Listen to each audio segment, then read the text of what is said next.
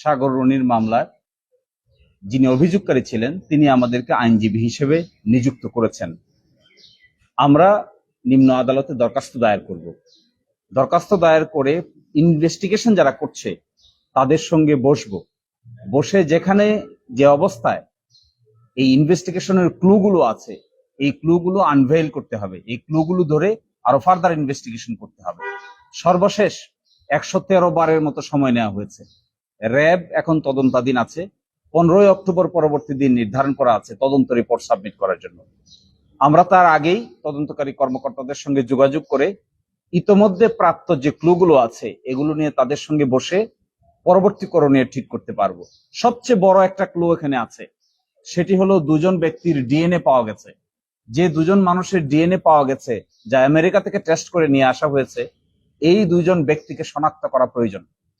যেহেতু সাগর এবং রনির তাদের মৃতদেহের সঙ্গে এই ডিএনএর উপস্থিতি পাওয়া গেছে, সুতরাং সায়েন্টিফিক এভিডেন্স এবং সায়েন্টিফিক ভাবে এটিকে ইনভেস্টিগেট করলে এই দুজন ব্যক্তিকে শনাক্ত করা সম্ভব।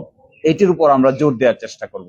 একই সাথে দেখবেন একজন ছিল হাত পা বাঁধা, আরেকজন হাত পা বাঁধা ছিল না। একজনের গায়ে অনেক অনেক বেশি আঘাতের চিহ্ন, আরেকজনের গায়ে কোনো আঘাতের চিহ্ন অনেক কম। তাহলে এই আলামতগুলো নিয়ে দেশি বিদেশি যে সমস্ত ইনভেস্টিগেশন স্টোরি আছে এগুলো এক্সপ্লেন করে তদন্তকারী কর্মকর্তা সহ সরকারের উচ্চ পর্যায়ে এই রহস্য যেন উদ্ঘাটন করা যায়, এগুলো বসে আমরা সর্ট আউট করব। আমরা আমাদের পরামর্শ দিব।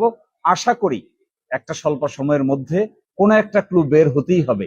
এই মামলার যদি বিচার না হয়, তদন্ত সঠিকভাবে করা না যায় এবং আদালতে সঠিক ব্যক্তিকে আনসারেবল করা না যায়, তাহলে এটি আমাদের দেশের জন্য কলঙ্কই থেকে যাবে, গণমাধ্যমের উপরও বিরাট বড় একটি আঘাত হিসেবে থেকে যাবে। এই জন্য আমরা সাধ্যমতো এই চেষ্টা চালিয়ে যাবো। এই মামলা নিয়ে অনেক রকম কথাবার্তা বা অনেক ব্যক্তির সম্পৃক্ততা কথা শোনা যায়।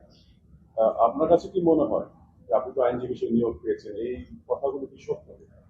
হ্যাঁ, যে কয়টা আমি সবগুলো পত্রিকার রিপোর্ট এক্সামিন করার চেষ্টা করেছি। প্রাথমিক যে তথ্য প্রমাণগুলো ছিল যা তিনি আমাদেরকে সাপ্লাই করেছেন, ময়নাতদন্ত রিপোর্ট, সুরতহাল রিপোর্ট, এফআইআর এবং আরো অন্যান্য পত্রিকার রিপোর্ট, যে যে অ্যাঙ্গেল থেকে রিপোর্ট করেছে সবগুলোই আমরা প্রাথমিকভাবে পর্যালোচনা করে বেশ কয়টি ক্লু মনে হচ্ছে আরো ফার্দার ইনভেস্টিগেশন করলে এগুলোর সলিউশন করা পসিবল। এই সলিউশনগুলি যেন করা হয়, এই জন্যই আমরা তদন্তকারী কর্মকর্তার সঙ্গে পাশে থেকে রাষ্ট্রকে সহযোগিতা করে রহস্যটি উন্মোচন করার চেষ্টা করব। আপনি বলছেন যে সায়েন্টিফিক ভাবে এগোলে অনেক কিছু বের করা সম্ভব, তাহলে এতদিন তারা এভাবে এগোয়নি কেন? এই না এগোনোর পেছনে যে 2-3টি হাইপোথেসিস দায়ী বলে মনে করা হয়। কেউ কেউ বলছেন উচ্চ পর্যায়ের এমন সেন্সিটিভ ব্যক্তিবর্গ এর সঙ্গে জড়িত আছেন যারা তদন্তের যৌক্তিক উপসংহার টানতে দেন নাই। কেউ কেউ এটাও বলেছেন যে সত্যিকার অর্থেই কোনো ক্লু পাওয়া যায় নাই। কিন্তু আমার মনে হয় পরিবর্তিত পরিস্থিতিতে এখন কে অতীতে জড়িত ছিলেন, কার ইন্ডিকেশন ছিল, তিনি কত বড় মাপের লোক ছিলেন, এ সবগুলোই এখন বের করে নিয়ে আসা পসিবল। যেহেতু আপাত অর্থে প্রাসঙ্গিক অর্থে বাহ্যত কোনো বাধা আছে বলে আমার কাছে মনে হয় না। বাকিটা এক্সপার্টিজের উপর ভিত্তি করে এবং দক্ষতা যদি দেখানো যায়, সত্যিকার অর্থে প্রসিকিউশন যদি দক্ষতা দেখাতে পারে, তাহলে প্রকৃত ব্যক্তিকে এখন আইডেন্টিফাই করা সম্ভব হবে বলে আমার কাছে মনে হয়।